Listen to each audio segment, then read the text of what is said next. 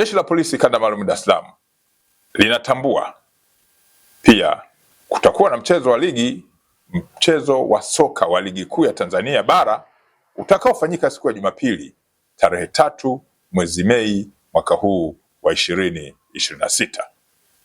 Mchezo huo unatarajiwa kuanza saa 12 za jioni kwenye uwanja wa Meja Jenerali Isamuhyo ambao upo hapa jijini Dar es Salaam.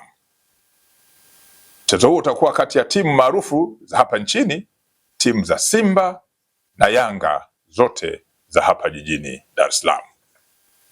Kuelekea mchezo huo, ulinzi umeimarishwa.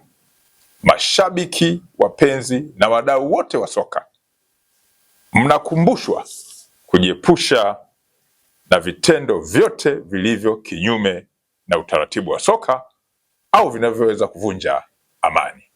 Narudia, Jeshi la Polisi Kanda Maalumu ya Dar es Salaam kufuatia mchezo huo wa tarehe 3 mwezi Mei mwaka huu 2026, mchezo wa timu ambazo ni wapinzani wa jadi, yani Simba na Yanga, Polisi Dar es Salaam inatoa wito kwa mashabiki, wapenzi na wadau wote wa soka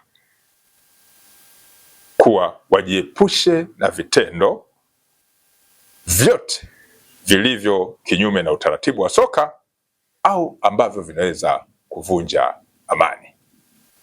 Polisi Dar es Salaam inazitakia timu zote mchezo mzuri.